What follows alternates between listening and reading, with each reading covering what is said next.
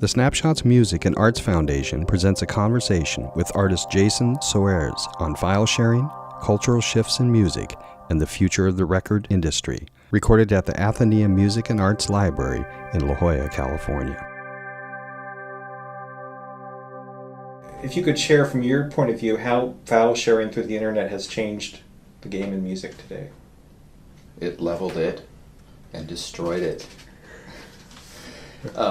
In one respect, I feel that the main point that I like to try to say is, should they even have the right to make a living off of art in a society where there's so many issues and so many problems where we're not even focusing our attention into, the right things? That's a different perspective a lot of people don't talk about, is, we are so lucky that we have so much time in our culture to be able to divert our attentions to different things. And that also converts into people being able to, individuals small people can now make anything and put it on the internet. So now there's a gluttony. It's almost like the white noise level has risen even higher. So it's kind of a give and take on that respect, where now there's a flood of material on the internet and it's devalued everything, and people who have made their living in the past now get caught up in that net. That's a perspective I like to kind of look at things. Being lucky to be able to make things in the first place. Where was that tipping point where it kind of crossed over to saturation? I would say probably the early 2000s, maybe even sooner. We didn't realize it. I think once the social networks kind of came out in full swing, once like MySpace, it was like instantly everybody could share anything, and it just, what is there? There's everybody has something they want someone else to check out, and there's not enough eyeballs to check it out. Jerry from Devo was on NPR the other day on Marketplace of all places. And it was, he was right on. He's like, the only way that musicians can make money now is licensing, performing, and basically selling of material like T-shirts and things outside of that. They're not really going to make money on record sales anymore. In that statement alone is the jobs and focus and business model of, a lot of people. Mm-hmm. It's just strange going from a time where a recorded material was it was almost a prized possession. Like, there was a point when having a Slayer record was a really crazy extreme thing. And now to think that Slayer is anything other than just a cartoon is silly. Nowadays you're like, oh, okay, I want to see, I can download the whole krautrock retrospect of everything. When in the past trying to find Faust and Neu and Can records and Harmonia records was like tracking them down and trying to find these things. It was like a serious hobby and a crazy thing. And now that information's out there, it's great on one respect, because everybody can have a little, some young kid can now be a complete music historian.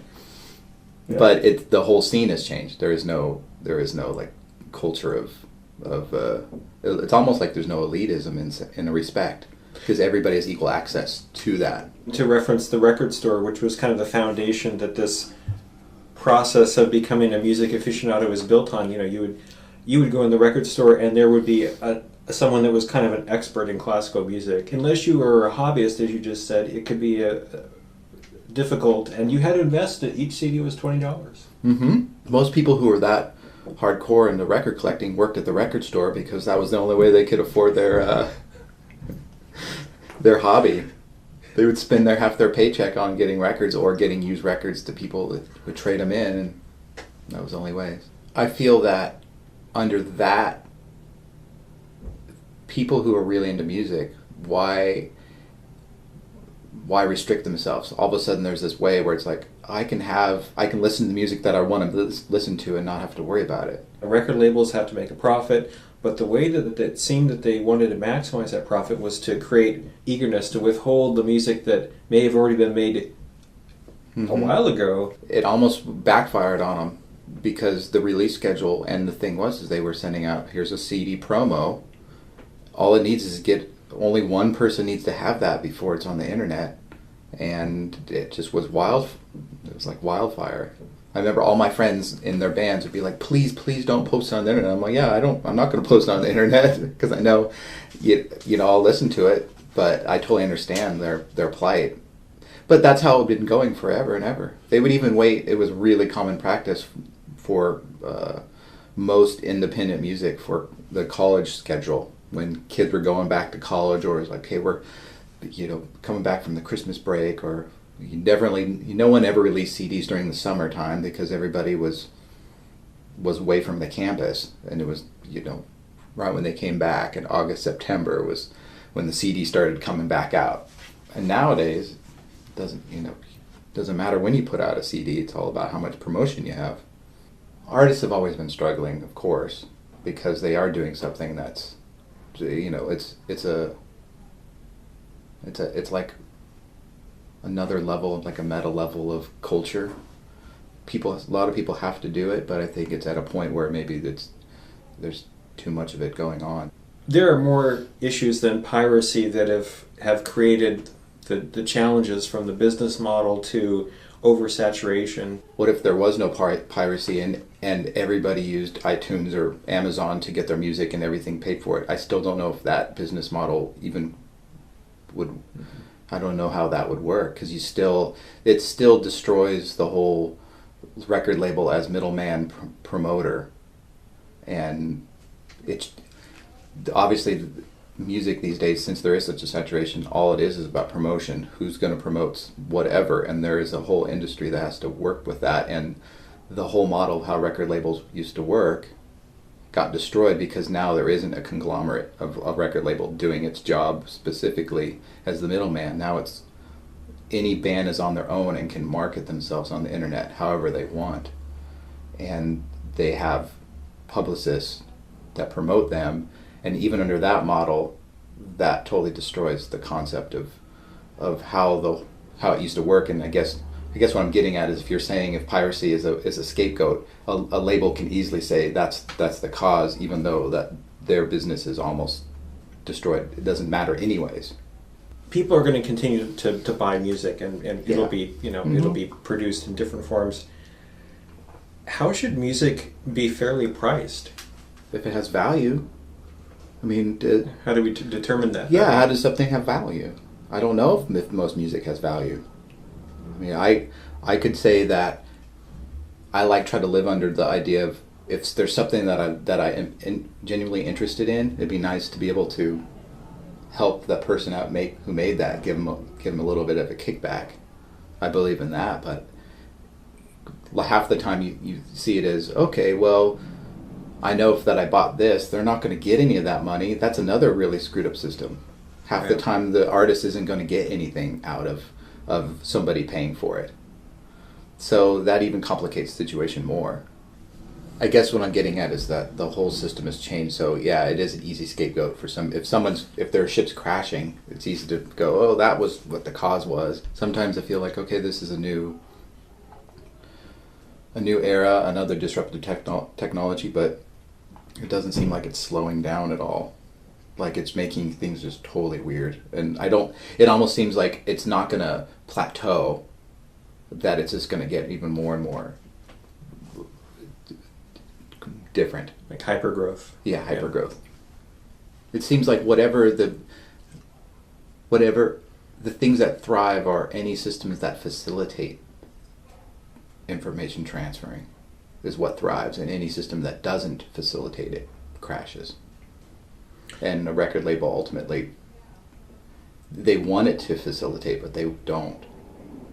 It's strange when you think about it in the perspective. It's like an artist makes music or whatever, they make something for people to enjoy, and recorded music is to be withheld. And you think about it, it's almost like it's exactly what everybody would want in the first place. It's like, oh, you want to check out my stuff? Here, you can now. But record labels and music as a concept, as like a purchase medium, restricted that. record labels are kind of players in this scene because they hold catalogs of music and they decide when that music is released or not. And then of course we had the industry setting the price point at $20 per album. That was what dictated a lot of the way things flowed. Yeah, for sure. Like getting people to know about it, and without making people know about it in a gross way. You don't want like a Coca-Cola telling you about it. We've got. Some people want Coca-Cola to tell you about it, but we've got our own Coca-Cola right now in music. It's Lady Gaga. Yeah. So copyright law, but a lot of very very unique music was created through sampling, and that was all in technical terms copyright violation. Yeah. What is the challenge with music copyright law? It's at what point is something a new use, or I guess it's fair use, where you're taking and reusing to make something different.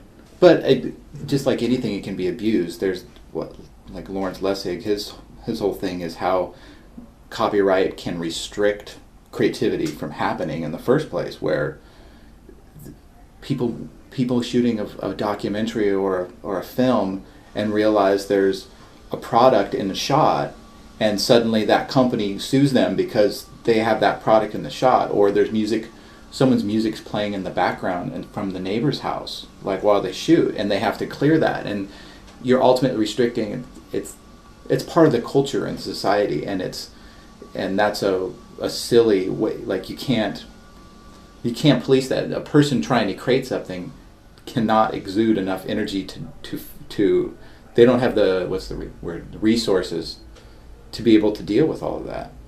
And it seems like now it comes down to if something is a very large production, more and more energy has to go into it to make this the cathedral again, trying to make this large thing, and just not fair for smaller people. They can be basically wiped off. Their project can just be destroyed by litigation if somebody doesn't want it to happen. It's not ultimately healthy for anybody, because new ideas can't flow. With Creative Commons, is that an effort to find a middle ground of fair use? Exactly. It's basically saying people can take and reuse. Ultimately, the person still has the right for it. Someone can't just take it wholeheartedly and claim ownership for it. There's different Creative Commons licenses for it, but at least it's an attempt to try to correct some of those issues of reworking culture without restricting culture. It seems that if a movie made in the 60s that was a B movie came out, there's no money to be made from it. No one cares if it's on YouTube. Right. So that seems to be the only issue, is money. Mm-hmm. It is the only issue these days, is money to be made about. It's almost compounded because for the last 50 years, the whole industry has been about controlling that money, and now that they're losing out, it's almost like they're getting desperate for it. Especially the media companies like Viacom and things like that. They had a huge market share, and now their profits are getting destroyed, and that's their new market. That's their new form of income, is suing. So what about the ISPs? Now the governments are going to be focusing on them. Mm-hmm. And in France and in Dublin, they've started there, and they say, okay, the ISPs are a factor to go after, but also if you're an internet user and we catch you, 3 strikes, you're off the internet for a year.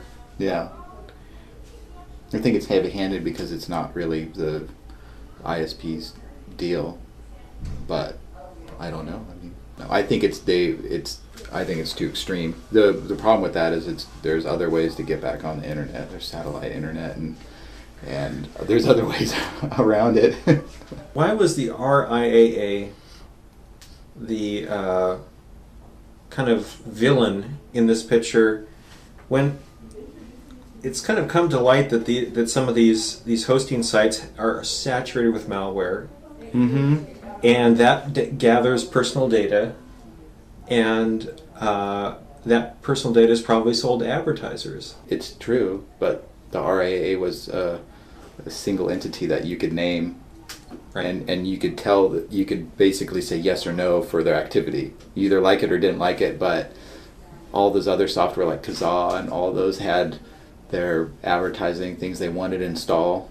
But if you didn't know what was going on, yeah, you would click on it and sure, I'll install the tell everything to everybody else search bar on my machine. But yeah, I totally understand what you're saying. But it just like anything, it wasn't like it was one entity that was named that you could track down. People are making money off of music.